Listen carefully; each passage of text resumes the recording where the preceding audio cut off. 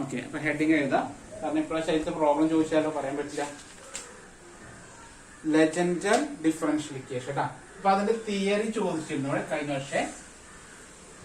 Legender differential equation, legender differential equation. ഞാനത് വരില്ല എന്നൊക്കെ വിചാരിച്ചതാണ്. ഞാൻ ക്ലാസ്സിൽ പറഞ്ഞിരുന്നു അതിന്റെ ഇപ്രാവശ്യം ക്ലാസ് എടുത്തപ്പോൾ ഞാൻ അതിന്റെ ഫോർമുലൊക്കെ പറഞ്ഞിരുന്നു. ഒരു പ്രോബ്ലം ചെയ്യിപ്പിച്ച് തോന്നുന്നു അല്ലേ? ലെജൻഡർ ഡിഫറൻഷ്യൽ ഇക്വേഷൻ കുറച്ച് വലുതാണ്, അതുകൊണ്ട് വരാൻ ചാൻസ് ഇല്ല എന്നൊക്കെ വിചാരിച്ചത്. പക്ഷെ കഴിഞ്ഞ വർഷം ചോദിച്ചു, പക്ഷെ പ്രോബ്ലം ഒന്നും ചോദിച്ചില്ല കേട്ടോ കഴിഞ്ഞ വർഷം. അതിന്റെ ഫോം മാത്രമായിരുന്നു അല്ലെ പാർട്ട് സിയിലെ, അല്ല ലാസ്റ്റ് ആൻസറിലെ 50 മാർക്കിന്റെ ക്വസ്റ്റ്യന്റെ.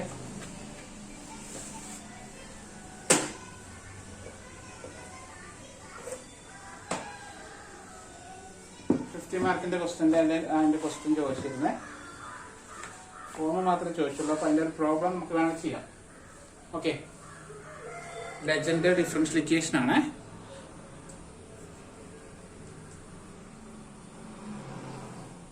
ആ സ്റ്റെപ്പ് നമ്മളിപ്പോ ചെയ്യുന്ന കോഷിയിൽ കൊടുക്കുന്ന സ്റ്റെപ്സ് ഇല്ലേ, അതേപോലെ ലെജൻഡറിലുണ്ട് സ്റ്റെപ്പ്. അപ്പൊ എന്താണ് ലെജൻഡർ എന്ന് പറയാ, അതിൽ ചെയ്യാനുള്ള സ്റ്റെപ്പും പറഞ്ഞ കാര്യം കഴിഞ്ഞു. മനസ്സിലായോ? താഴെ എഴുതാണ്. An equation is of the form. An equation കോഷിനായിട്ട് കണക്ട് ചെയ്ത് പറയാട്ടോ, വലിയ റിസ്ക് ഒന്നുമില്ല. കോഷി എന്തായിരുന്നു? കോഷി പറയുന്നത് x square into d square y by d x square plus x into d y by d x plus y equal to r അല്ലെ? ഇങ്ങനെയായിരുന്നു Cauchy പറഞ്ഞത്. ഇവിടെയൊക്കെ കോൺസ്റ്റന്റ് ഉണ്ട്, എ ബി സി എന്ന് constant ഉണ്ടായിരുന്നേ. Clear? അതേപോലെ ഒരു ഇക്വേഷൻ ആണ് ലെജൻഡർ. പേടിക്കൊന്നും വേണ്ട, അതേപോലത്തെ ഒരു ഇക്വേഷൻ ആണ് ലെജൻഡർ. ഈ എക്സിന്റെ സ്ഥാനത്ത് ഇങ്ങനെ വരും, a x plus b whole square എന്ന് വരും. ഓക്കെ, താഴെ എഴുതാം. an equation of the form ax plus b whole square into d square y by dx square, ax plus b whole square into d square y by dx square plus ax plus b into dy by dx. കണ്ട, കോഷിയുടെ പോലെ തന്നെ x into d y by d എക്സിന് പകരം A x plus B എന്ന് വരും. അത്രേ ഉള്ളൂ. A x plus b whole square into d square y by d x square plus a x plus b into d y by d x plus y equal to r of x. ഇങ്ങനെ വരുന്നത്.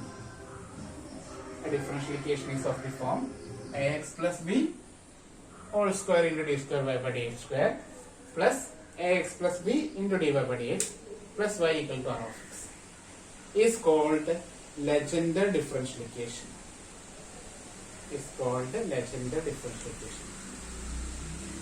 ഇത് വരുമ്പോ നമ്മൾ ചെയ്യുന്ന problem എന്ന് പറഞ്ഞാല് ഈ ലെജൻഡറിനെ ordinary ആക്കി മാറ്റുകയാണ്. ഓക്കെ, അപ്പൊ സ്റ്റെപ്പ് ജസ്റ്റ് ഒന്ന് എഴുതാണ്. We convert Legendre differential equation into ordinary differential equation by we convert. അപ്പൊ ആ സ്റ്റെപ്സ് എഴുതാൻ പറഞ്ഞ് ഞാൻ പറയുന്ന സ്റ്റെപ്പ് എഴുതിയാൽ മതി കേട്ടാ. We convert Legendre differential equation into ordinary differential equation by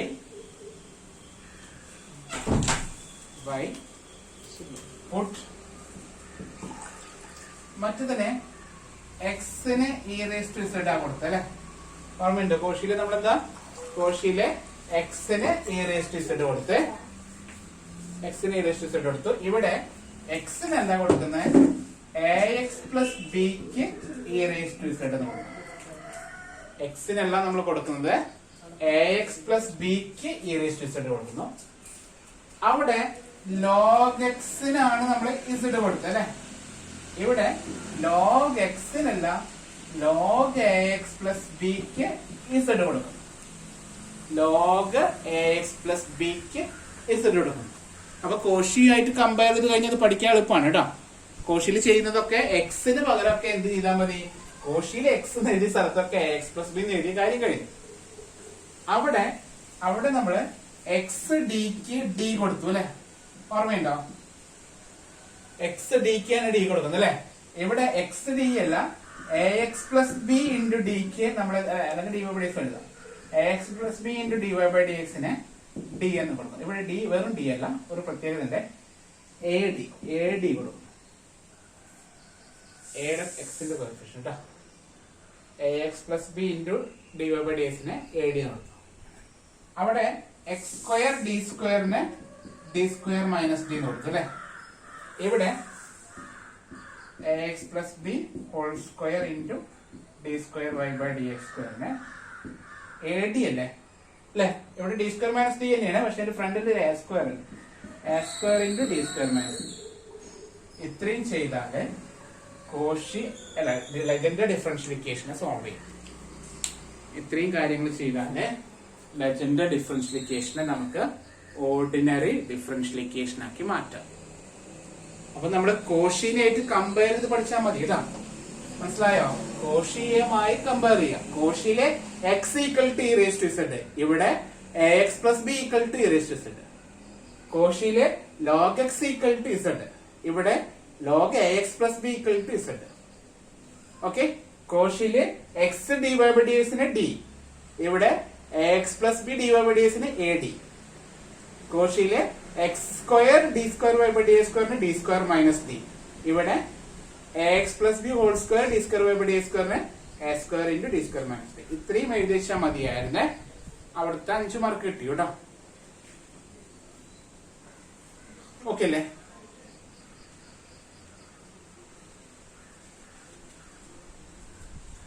ഇതാണോ ഇത്ര differential of the form a x plus b whole square into d square y by d x square plus a x plus b into d y by d x plus y equal to r of x is called Legendre differential equation. Okay, so we convert Legendre differential equation into ordinary differential equation by ഇത്രയും കാര്യങ്ങൾ എഴുതാം. By put അല്ലെങ്കിൽ by let a x plus b by two. ഇത്ര എഴുതിച്ചു കഴിഞ്ഞാൽ മതി. നമുക്ക് ഇത് ഉണ്ടായിരുന്നു, ഞാൻ പിന്നെ അത് അതിനേക്കാൾ നല്ല ഇങ്ങനെ പറയുന്നുള്ളത്. ഇതിൽ ഒരു വീണ്ടും ഒരു കോൺഷ്യന്റ് കൊടുത്താൽ നമുക്ക് പഠിക്കാൻ എളുപ്പമുണ്ടായി. കുറച്ച് ദിവസത്തായി ഇങ്ങനെ എഴുതിയാൽ മാർക്ക് കിട്ടണം. പേടിക്കില്ല. ഇവിടെ വേണമെങ്കിൽ പി ക്യു ആർ എന്നൊക്കെ കൊടുക്കാം. മനസ്സിലായോ? അല്ലെങ്കിൽ ഒരു ക്യാപിറ്റൽ ലെറ്റർ ആയോ വേണമെങ്കിൽ കൊടുക്കുക. അത് വേണ്ട, ഇത്രയും മതി, കുഴപ്പമൊന്നുമില്ല. കോൺസ്റ്റൻസ് വരാം കേട്ടോ, കോൺസ്റ്റന്റ് വരാം. വേണമെങ്കിൽ നമുക്ക് കോൺസ്റ്റന്റ് എഴുതട്ടെ ഇവിടെ.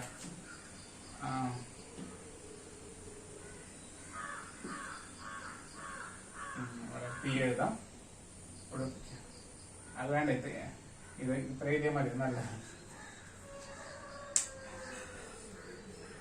ഓക്കെ, ഇത് മാത്രമാണ് ചോദിച്ചത്. അതൊരു മിനിമം ഒരു 3 മാർക്കൊക്കെ ഉണ്ടാവില്ലായിരിക്കും ചിലപ്പോ ആ ക്വസ്റ്റ്യന്. പക്ഷെ ചിലപ്പോഴേ ഈ ക്വസ്റ്റ്യനില് 4 മാർക്കിന്റെ ക്വസ്റ്റ്യൻ ആയിട്ട് കാണാൻ ചാൻസ് ഉള്ളത് ഈ ഒരു ഡിഫറൻഷ്യൽ ഇക്വേഷൻ തരും. അതായത് സോൾവ് ഉണ്ടാവില്ല, സോൾവ് ഒന്നും ചോദിക്കില്ല. ഇതേപോലെ ലെജൻഡർ ഡിഫറൻഷ്യൽ ഇക്വേഷൻ തരും. നമ്മളോട് ലെജൻഡറിനെ, എഞ്ചിനീയറിനൊക്കെ അങ്ങനത്തെ ക്വസ്റ്റ്യൻ ചോദിക്കാറ്, ലെജൻഡറിനെ സാധാരണ ഡിഫറൻഷ്യൽ ഇക്വേഷൻ ആക്കി മാറ്റാൻ മാത്രം ചോദിക്കും. സോൾവ് ചെയ്യാനൊന്നും പറയില്ല. Convert the Legendre differential equation into ordinary differential equation, അത്ര മാത്രം ചോദിക്കാറുണ്ട് കേട്ടോ. മനസ്സിലായോ? 4 മാർക്ക് കിട്ടും. ഒരു 4 മാർക്കിന്റെ ക്വസ്റ്റ്യൻ ആയിട്ട് ചോദിക്കാനുള്ള ചാൻസ് ഉണ്ട്. അതായത് നമ്മൾ ഈ സ്റ്റെപ്പ് ഒക്കെ അപ്ലൈ ചെയ്തിട്ട് ഒന്ന് കൺവേർട്ട് ചെയ്ത് കൊണ്ടുവയ്ക്കുക. സോൾവ് ചെയ്യാനൊന്നും അവർ പറയുന്നില്ല. ഓക്കെ, കൺവേർട്ട് ചെയ്ത് കൊണ്ടുവയ്ക്കുന്നത് വരെ എഴുതാം. നമ്മുടെ ആ ഇക്വേഷൻ ഞാൻ പറഞ്ഞില്ലേ, നമ്മുടെ കോഷ്യനെ മാറ്റിയിട്ട് ക്യാപിറ്റൽ ഡിയുടെ ടൈമിലേക്ക് മാറ്റുന്നില്ലേ, അതേപോലെ മാറ്റാൻ വേണ്ടി നമ്മളോട് ചോദിക്കാറൊക്കെ ഉണ്ട്. ഓക്കെ, നമുക്ക് ഒരു ക്വസ്റ്റ്യൻ ചെയ്തിട്ട് ഇന്നത്തെ ക്ലാസ് അവസാനിപ്പിക്കാം. ഈ ഒരു യൂണിറ്റ് ഇതോടുകൂടി നിർത്തുകയാണ് തൽക്കാലം. 3ാമത്തെ ടൈപ്പ് എടുക്കാനുണ്ട്. ആ ടൈപ്പ് അവിടെ നിൽക്കട്ടെ. ബാക്കിയുള്ള യൂണിറ്റ് ഒക്കെ കവർ ചെയ്ത് വന്നിട്ട് നമുക്ക് 3ാമത്തെ ടൈപ്പ് എടുക്കാം കേട്ടോ. ടൈപ്പ് 3 കുറച്ച് ബുദ്ധിമുട്ടുണ്ട്, അല്ലെങ്കിൽ ടൈപ്പ് 3 കൂടെ എടുക്കണമായിരുന്നു. പക്ഷെ നിങ്ങൾക്ക് എല്ലാം കൂടി കൺഫ്യൂഷൻ ആവേ. ഇപ്പൊ ജയിക്കാനുള്ളതൊക്കെ പഠിച്ചു പോവാം, എന്നിട്ട് നമുക്ക് അതിലേക്ക് പോവാം. ഓക്കെ, അത് മതിയില്ലേ?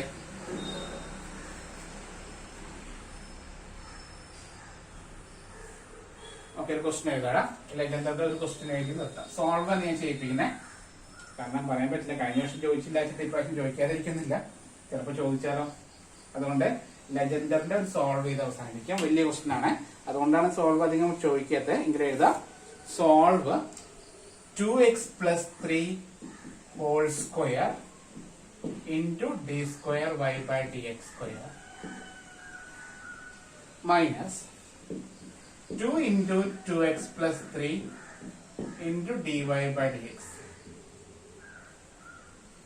Minus 12y equal to 6x.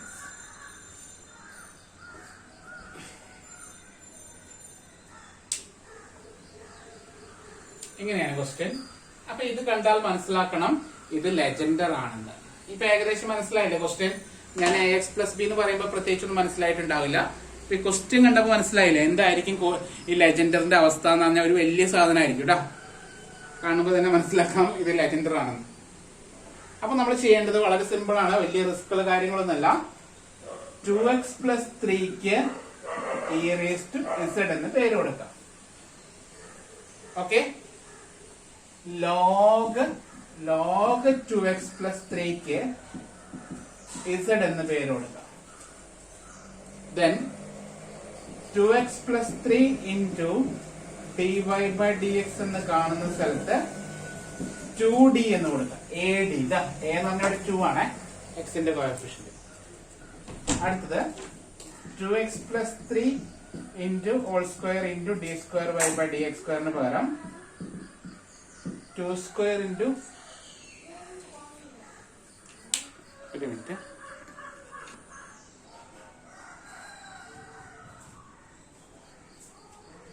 Okay. അപ്പൊ 2x plus 3 whole square into d square y by dx square 2 square into എന്താ പറയാ d square minus d ട്ടാ. അപ്പൊ അതൊന്ന് നീറ്റ് ആയിട്ട് എഴുതുമ്പോ 4d square minus 4d എന്ന് വരും.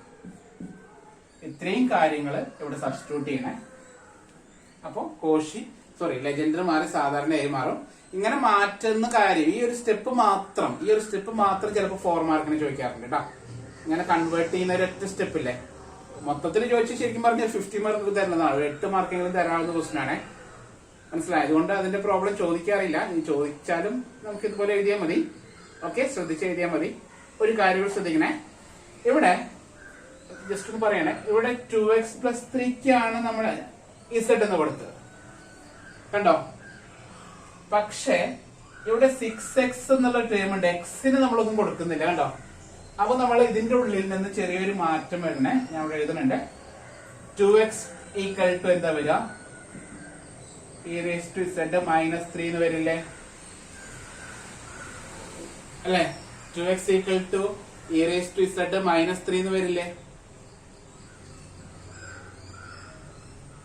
2x plus 3 ഈക്വൽ ടു ഒന്നുകൂടി പറയാം, 2x plus 3 equal to e raised to z ആണ് അല്ലെ. 2x plus 3ക്കാണ് e raised to z കൊടുക്കേണ്ടത്. അതിന്റെ ഉള്ളിൽ നിന്ന് x കണ്ടുപിടിക്കണം. അപ്പൊ 2x equal to e raised to z, ഈ 3 നെ അപ്പുറത്തേക്ക് അടിക്കുമ്പോൾ മൈനസ് 3 എന്ന് പറഞ്ഞൂടെ. 2x equal to e raised to z minus 3 എന്ന് പറയാം അല്ലെ. ഓക്കെ, അപ്പൊ x ഈക്വൽ ടു എന്താ, e raised to z minus 3 by 2 ട്ടാ. ഇത് നമുക്ക് ആവശ്യമുണ്ട്. ഈ ഒരു സ്റ്റെപ്പ് നമുക്ക് ആവശ്യമുണ്ട്. അതുകൊണ്ടാണ് ലെജൻഡർ അങ്ങനെ ചോദിക്കാറില്ല. ഓക്കെ, ഇപ്പോഴോ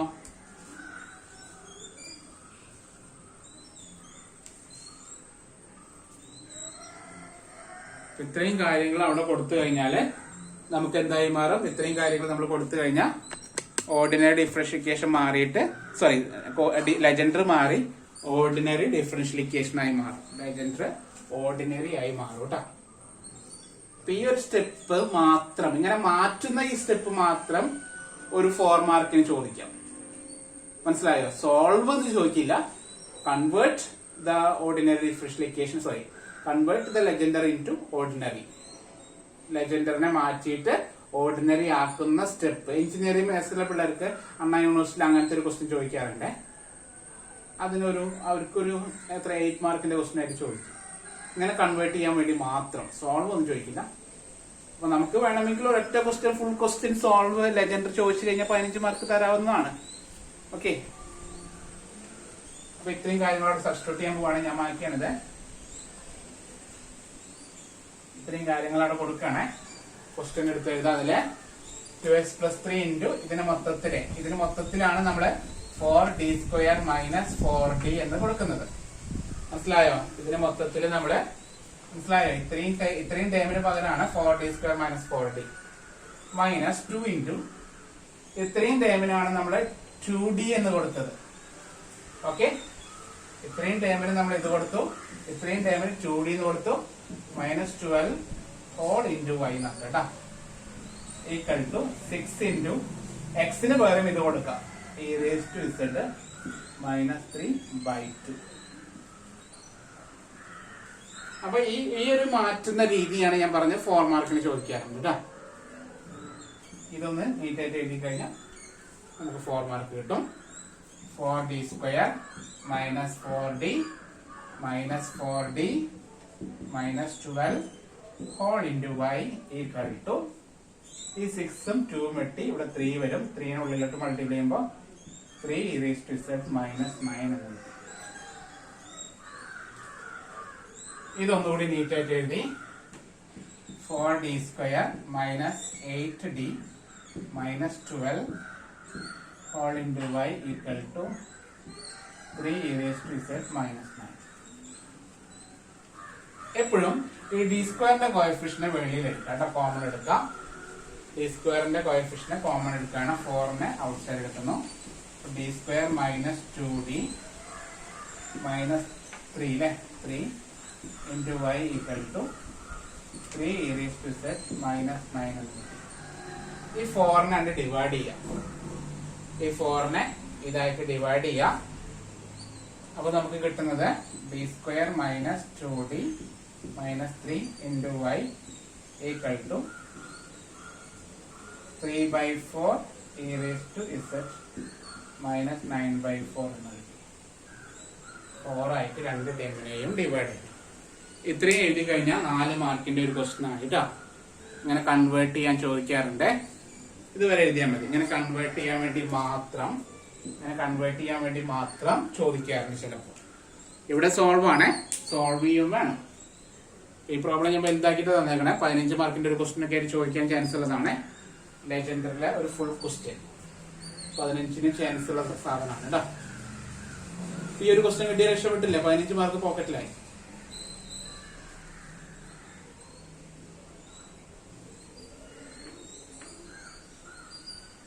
ചിലപ്പോൾ 8 മാർക്ക് ആയിരിക്കും, പറയാൻ പറ്റില്ല. ക്വസ്റ്റ്യൻ പേപ്പർ ഇടുന്ന ആളുടെ മനോഭാവത്തിലായിരിക്കും. എങ്കിലും വലിയ ക്വസ്റ്റ്യൻ. 15 മാർക്കിന് നമുക്ക് 8 ആക്കാം, 2 ആക്കാം. മനസ്സിലായോ? അങ്ങനെ ഉദ്ദേശിക്കുന്നത് പാർട്ട് സിയിൽ ഇടാം. പാർട്ട് സിയില് 2 മാറ്റാം. 8 മാർക്കിന്റെ ഒരു ക്വസ്റ്റ്യനും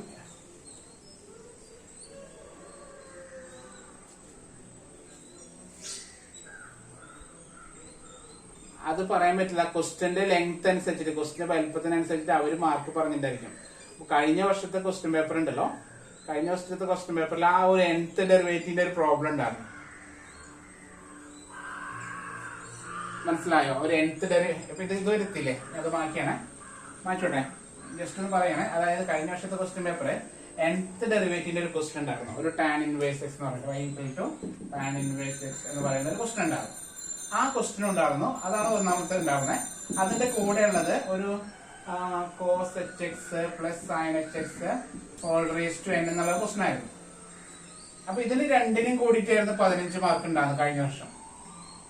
പക്ഷെ ഈ ക്വസ്റ്റ്യൻ ഉണ്ടല്ലോ ഒരു 4 സ്റ്റെപ്പില്, 4 സ്റ്റെപ്പിൽ ആൻസർ ചെയ്യും. e⁻2x 2nx എന്താണ് വരിക അതിന്റെ ആൻസർ? ഇത്രയേ ഉള്ളൂ, 4 സ്റ്റെപ്പേ ഉള്ളൂ.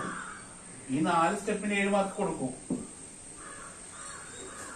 മനസ്സിലായോ? പക്ഷെ ഈ ഒരു ക്വസ്റ്റ്യൻ ആണെങ്കിൽ ഏകദേശം ഒരു 10-15 സ്റ്റെപ്പ് ഉണ്ട് ഈ ഒരു ക്വസ്റ്റ്യൻ.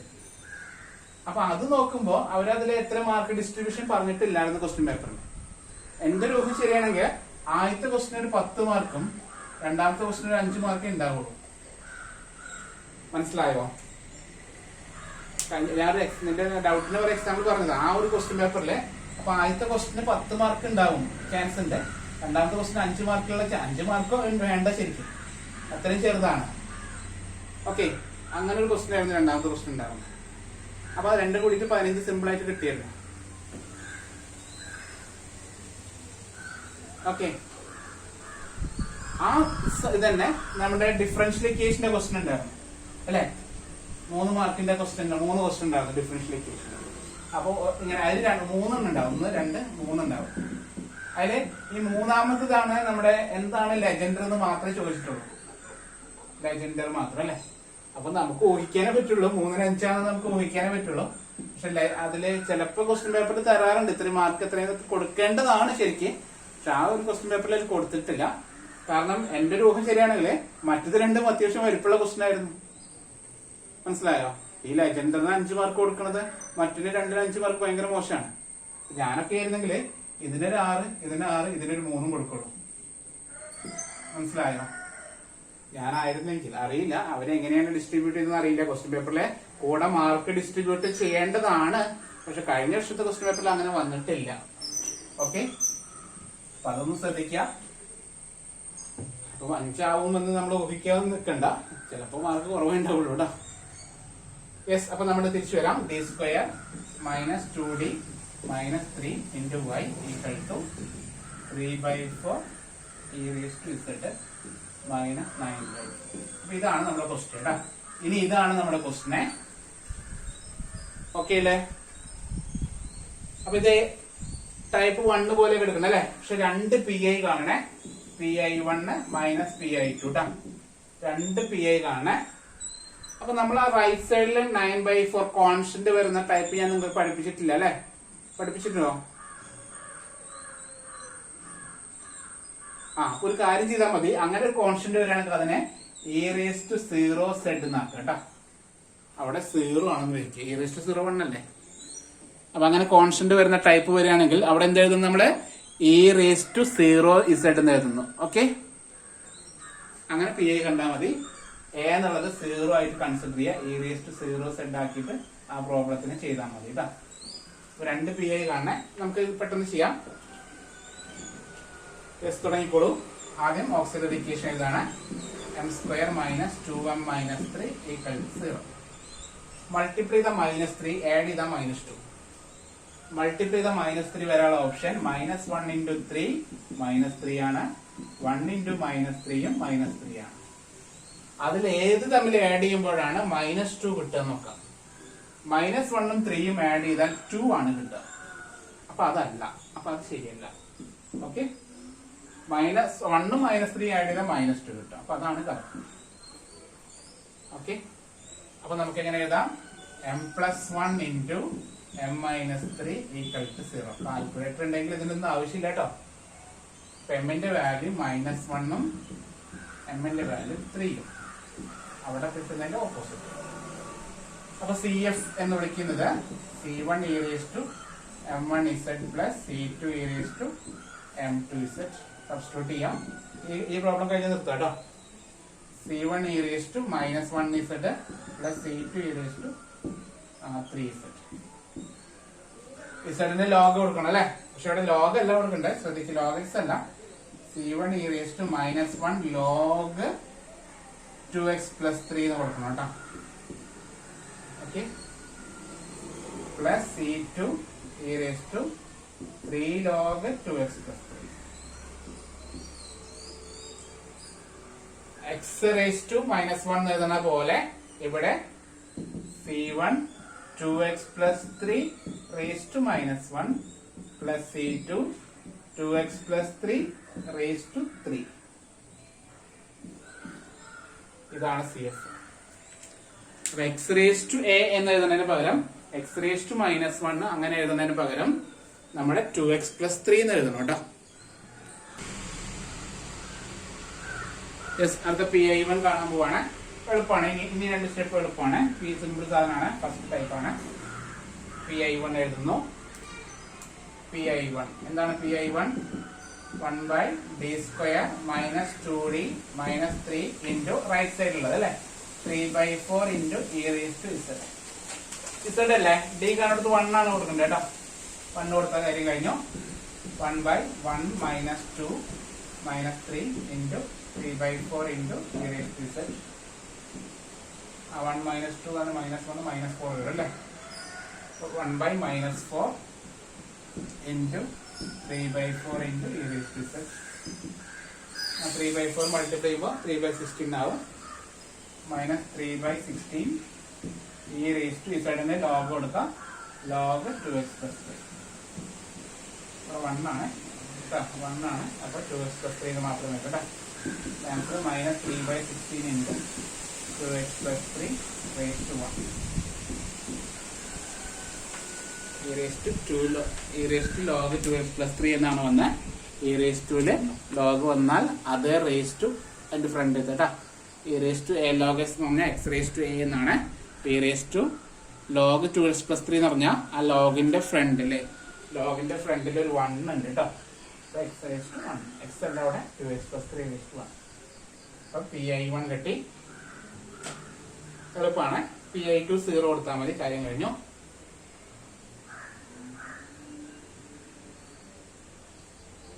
എഴുതട്ടെ.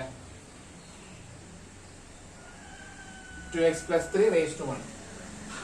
e raised to log 2x plus 3 എന്നാണ്. അതിനെ മാറ്റി ഇല്ലല്ലോ, കുഴപ്പമില്ല. 2x plus 3 -3/16 into 2x plus 3 എഴുതിയാൽ മതി. raised to 1 കൊടുത്തില്ലെങ്കിൽ കുഴപ്പമില്ല.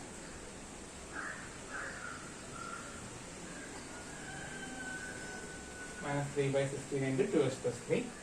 ഇനി pi2 എഴുതാണ്. pi2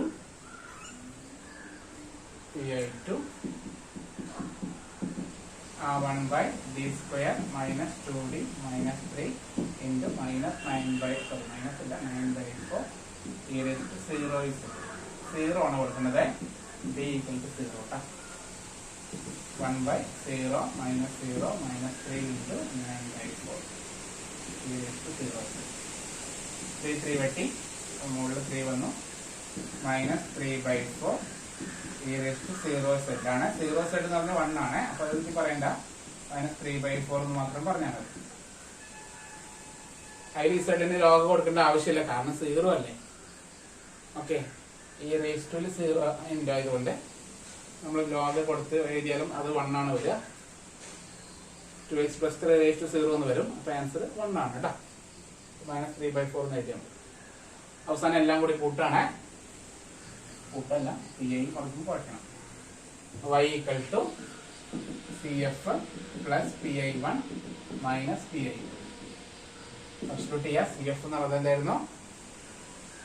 c1 2x plus 3 raised to -1 plus c2 2x plus 3 raised to 3. പിന്നെ pi1 എന്തായിരുന്നു പറഞ്ഞ? pi1 minus 2x plus 3 minus pi2 പറഞ്ഞാൽ -3/4. ഓക്കെ, അത് വേണമെങ്കിൽ ആ മൈനസുകളൊക്കെ കളഞ്ഞൊന്ന് നീറ്റായിട്ട് എഴുതാം. ഇന്ത്യയിലെങ്കിലും കുഴപ്പമൊന്നുമില്ല, എങ്ങനെ എഴുതിയാൽ മതി. c1 2x plus 3 raised to -1 plus c2 2x plus 3 raised to 3 minus 3/16 into 2x plus 3 plus 3/4. ഇതാണ് ആൻസർ കേട്ടോ. ഓക്കെ അല്ലേ? ഇതാണ് ലെജൻഡർ. ചോദിക്കാൻ ചാൻസ് ഇല്ല, എങ്കിലും ചോദിക്കുകയാണെങ്കിൽ ഒരു 15 മാർക്കിന്റെ ക്വസ്റ്റ്യൻ ഒക്കെ ആയിട്ട് വന്നാൽ നമുക്കിത് പഠിക്കാം. ഓക്കെ, അപ്പൊ നമ്മൾ ശ്രദ്ധിക്കുക. ഞാൻ ക്വസ്റ്റ്യൻസ് ഇന്ന് അയച്ചു തരാമെന്ന് വിചാരിക്കുന്നു കേട്ടോ. ഇന്ന് ഞാൻ നോക്കിയിട്ട് ഇമ്പോർട്ടൻറ്റ് ക്വസ്റ്റ്യൻസ് വെച്ച് അയച്ചു തരാം നിങ്ങൾക്ക് വർക്കൗട്ട് ചെയ്യാൻ വേണ്ടിയിട്ട്.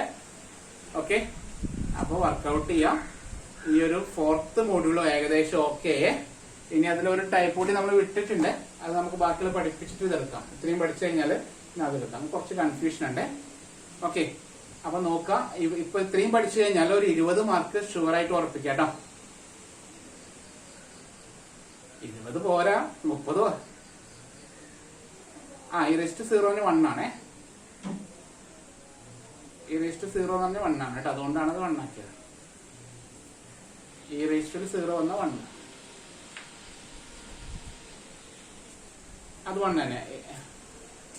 e raised to 0 z എന്ന് പറഞ്ഞാല് 1. e raised to 1 അല്ല, 1. എന്ത് raised to 0 എടുത്തു കഴിഞ്ഞാല് 1 അല്ലേ. x raised to 0 1 ആണ്.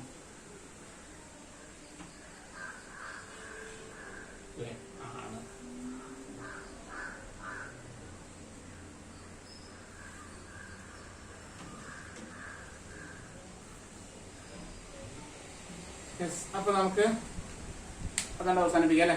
അപ്പൊ 4th മോഡ്യൂള് കഴിഞ്ഞു. അപ്പൊ നോക്കാം, 4th മോഡ്യൂള് ശ്രദ്ധിക്കാം. 4th അല്ല അല്ലെ, 3rd മോഡ്യൂൾ അല്ലത്. 3rd മോഡ്യൂള് ശ്രദ്ധിക്കാം. ഈ ഒരു ടോപ്പിക്ക് മാത്രം പഠിച്ചാൽ നമ്മളിപ്പോ അധികം ഇല്ല, 3 ദിവസത്തെ ക്ലാസ് എടുത്തിട്ടുള്ളൂ. 3 ദിവസത്തെ ക്ലാസ് മാത്രം പഠിച്ചു കഴിഞ്ഞാല് നമുക്ക് ഒരു 20 മാർക്ക് ഷുവർ ആയിട്ട് ഉറപ്പിക്കാം. ശരിക്കും പറയണ 29 മാർക്കിനുള്ള ക്വസ്റ്റ്യൻ ഉണ്ടാവേ. ചോയ്സ് അടക്കം ഞാൻ പറഞ്ഞേ.